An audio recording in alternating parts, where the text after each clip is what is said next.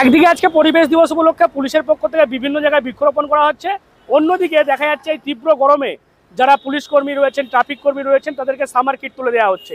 Dankuni traffic গার্ডের বিভিন্ন জায়গাতে চন্দননগর পুলিশ কমিশনারেটের আধিকারিক, এসিপি পদমর্যাদার যারা অফিসার, তারা এভাবেই যাচ্ছেন এবং পুলিশ কর্মীদেরকে দেখা যাচ্ছে এই সামার কিট তুলে দিচ্ছেন। এখানে এসিপি স্যার রয়েছেন, এসিপি স্যারের সাথে কথা বলবো। স্যার, দেখতে পাচ্ছি যে আজকে সামার কিট তুলে দিচ্ছেন আপনার যারা ফোর্স রয়েছেন তাদেরকে।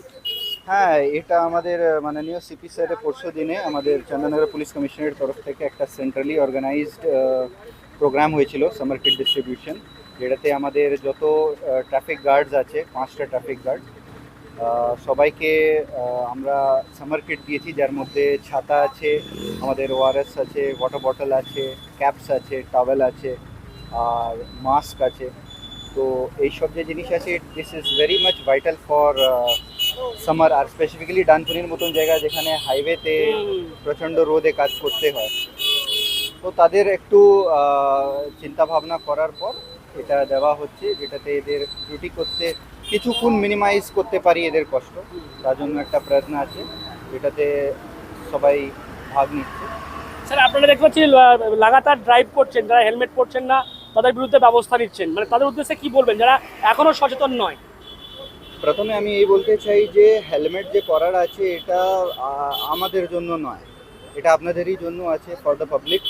যেটাতে ওরা হেলমেট পরে, দেখুন অ্যাক্সিডেন্ট হতেই পারে, তো হেলমেট যে আছে আপনার অ্যাক্সিডেন্টের চান্সেসটা কমাতে পারে।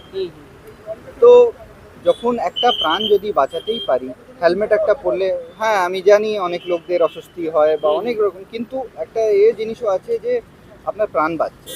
তো এইটা লক্ষ্য করার পর আমরা এই কড়াকড়ি করছি, আগেও করতে থাকবো। স্পেশাল ড্রাইভস চলছে অন আ রেগুলার বেসিস, রোজ অল থ্রু আউট দ্য ডে আমাদের স্পেশাল ড্রাইভ চলে, specially for helmet, triple riding, আর অন্যান্য যত জিনিস আছে গাড়ির কাগজপত্র, যেটাতে মধ্যে আমি বলবো যে ইন্স্যুরেন্স যে আছে ওটা অনেক ইম্পর্টেন্ট একটা কাগজ আছে, ওটা একটু ফোকাস করতে বলবো সবাই পাবলিকদেরকে, তো সব কাগজপত্র ঠিক রাখতে।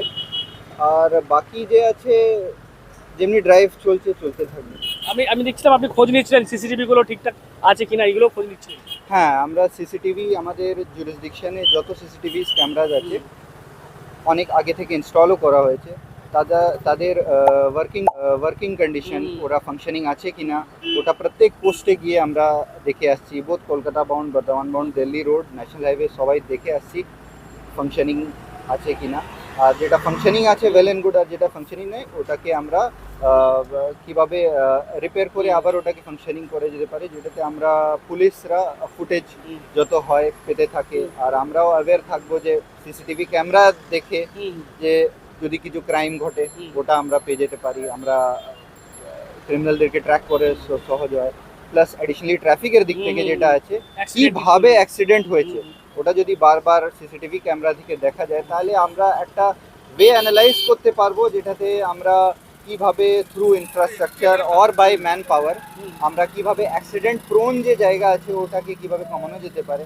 এটা আগেও চলছে, এখনো চলছে, আগেও চলছে। Thank you sir, thank you, ধন্যবাদ। তো বুঝতেই পারছেন আমরা এসিপি স্যারের সঙ্গে কথা বলছিলাম, তার যেটা বক্তব্য, একদিকে যেমন এই তীব্র গরমে যারা পুলিশ কর্মী রয়েছেন তাদেরকে একটা রিল্যাক্সেশন দেওয়া, একটু হলে স্বস্তি দেওয়া, সেই কারণেই চন্দননগর পুলিশ কমিশনারের পক্ষ থেকে এরকম সামার কিট দেওয়া হচ্ছে। তার পাশাপাশি বিভিন্ন জায়গাতেই তাদের যে ড্রাইভ, হেলমেট ছাড়া যারা যাচ্ছেন তাদের বিরুদ্ধে যে ব্যবস্থা নেওয়া, এবং তার পাশাপাশি সিসিটিভি ক্যামেরা, সেগুলোও তারা নজর রাখছেন, যাতে কোনো রকম দুর্ঘটনা ঘটলে তারা যারা আইনি পদক্ষেপ যা যা নেওয়ার সেই ক্যামেরার ফুটেজের মাধ্যমে নিয়ে যায়, সেটাও কিন্তু নজর রাখছেন এসিপি পদমর্যাদার পুলিশ কর্মীরা। কি বলবেন আপনারা এই বিষয় নিয়ে অবশ্যই কমেন্ট করুন কমেন্ট বক্সে। এরকম আরও খবর পেতে নজর রাখুন ডিএনএন বাংলায়। ডিএনএন বাংলা সবার মনে, সবার ফোনে।